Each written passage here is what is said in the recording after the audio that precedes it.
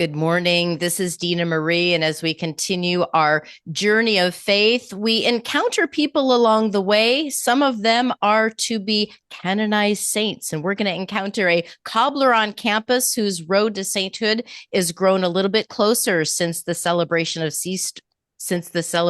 Easter in 2025, heading over to the campus of Notre Dame in South Bend, Indiana, to continue my conversation with Brother Philip Smith. He serves currently as the archivist there on campus, serving the Holy Cross, but he's also been assigned an amazing duty of being the USA coordinator for the Cause for Brother Columba O'Neill, one of the members of the Congregation of Holy Cross. Father Ron Raab joins me as well, Holy Cross priest. He used to serve here in the Archdiocese of Portland, at the University of Portland, at St. Andre Bessette Church, but now he serves as the religious superior at Holy Cross House there in Notre Dame. Brother Philip, good morning. Thanks for joining me again. Good morning to you. Thank you for having me. Father Thank you Ron, so always much. great to see you. Thank you so much.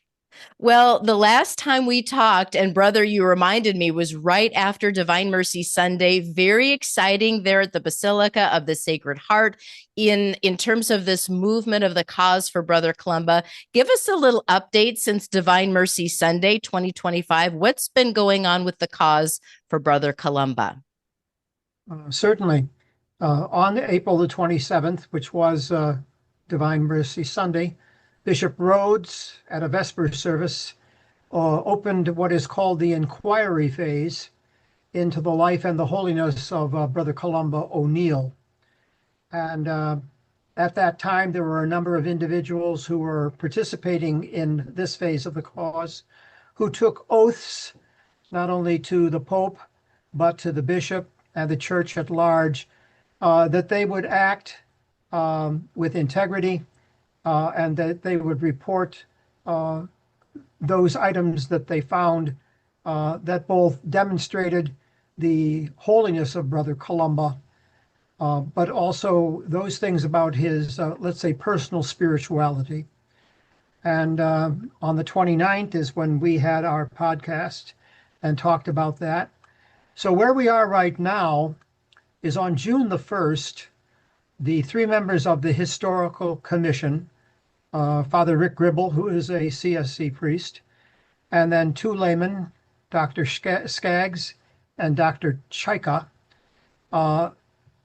had their meeting on how they would proceed in reviewing the documents. So we now are into the 57th day of these historians who have been here and will continue to be here for several more months. And their job is to read everything that Brother Columba himself wrote, which is about 200 items, and then other items that would demonstrate the not only holiness of Brother Columba, but that he had intercessory power with the Sacred Heart of Jesus and perhaps the Immaculate Heart of Mary. And so they will be, and I'll say wading at the moment, they will be wading through about 2,000 documents right now, of the 11,000 documents that we actually have.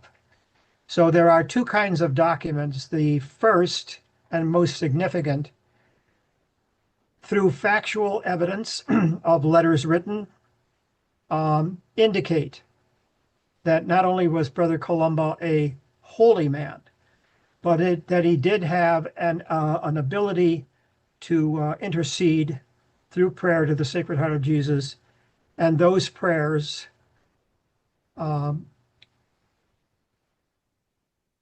were demonstrable when it came to people saying, I believe I have been cured through your prayers. And I think this will take about now 18 months to complete. And then they will write a report. And they will report on their findings. Then all of the copies are boxed up and they are sent to Rome. And then it goes to the dicastery. And there is an archbishop in the dicastery who is specifically charged with our inquiry. And then he has other people that work for him who will be assigned to also now. Then they have to read everything and they have to make a report. So I don't know how many years it will take to have Brother Columba declared a venerable. Some folks think it could be less than 5. Others, I don't know. When Venerable Peyton was finally declared a venerable, it took 12 years in his case, which I don't think is necessarily that long when you consider what's going on. So that's basically where we are. My function in all of this right now is to be here on occasion to assist the historians to perhaps find something or answer a question that I might know about and so forth. But my actual role now is simply to continue to get the word out about Columba across the country, throughout the world. And that's going very well. We have things that are happening all of the time. And perhaps the most exciting thing right now is the video that has been 2 years in the making is finally completed. And I will be able to see it for the first time on Thursday. And then that will go through a few eyes. And eventually, hopefully, maybe as soon as the middle of October, which would really be quick with this, we will be able to have that video in a place where it can be publicly viewed. Right. Again, So in a nutshell, that's where I am. okay.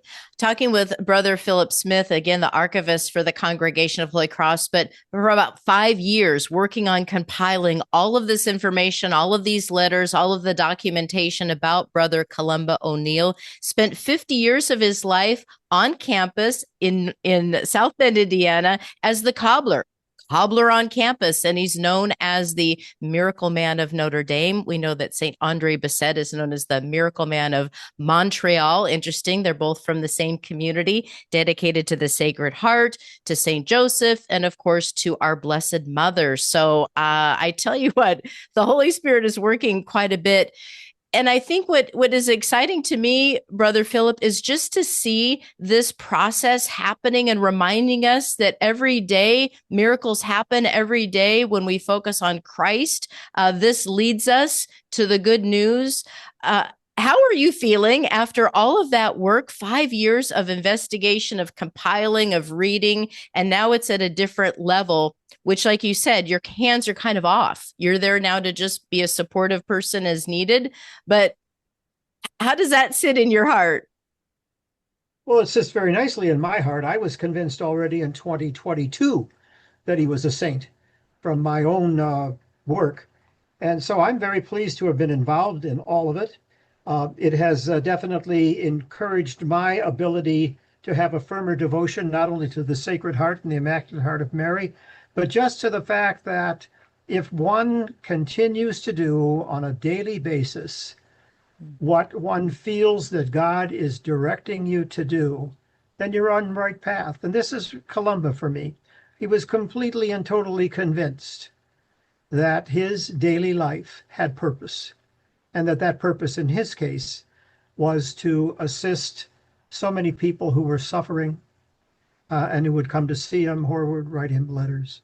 And I believe that I cannot state this categorically, but I am convinced also that his community members at Notre Dame, the priest and the brothers there, eventually became very, very devoted to seeing that what Brother Columba was doing actually would progress also. So he had an effect on the daily life of the priest and the brothers and the students at Notre Dame. Right. You know, Brother Philip, as you look at those letters, the correspondence, the witnesses, can you give us a sense of what that daily life in the cobbler shop would have been like for Brother Columba in that time period? Well, I think the first thing we have to remember is he was a brother. He was a member of the religious congregation. So he was leading what was called back in the day the regular life. He rose at a particular time in the morning. He went to morning prayer. He probably did some kind of adoration. He said his prayers. He had his breakfast. He went off to work. He came home for lunch. Perhaps he was there for common rosary. The brothers way back in the day did not recite the divine office as we do today and so forth. But he had to fit his work life, his vocation as a cobbler, into his vocation as a member of the Congregation of Holy Cross. And I think that he did it. And then he fit all of these other things in. He was on the campus, by the way, for 40 years as a cobbler, not 50. And on occasion, he went on these curing tours, one for literally 6 weeks, which leads me to believe he had to have some kind of an assistant or assistants in that cobbler shop Mm. just to keep the work going. So he's given a tremendous amount of latitude to do as he felt prompted by God to do, promote the devotion to the Sacred Heart of Jesus and assist people in any way he could assist them. That's that old business of come unto me, all you who labor and are wearied, and I will give you comfort. So to me, he is the campus cobbler, but he's also the campus comforter. I I love just that. Absolutely. And people came for their feet to be comforted, with their shoes to be fixed, their souls to be comforted, and their souls were obviously being comforted with the intercession and the interaction with Brother Columba. I want to let our listeners know that if you go to the website, brothercolumba.com, the latest information is always going to be posted. There's a great newsletter, In Kind Love, that you can check out. And I've been reading those. They're amazing. But I want to continue to talk with Brother Philip and Father Ron about the life of Brother Columba and how that life can affect us.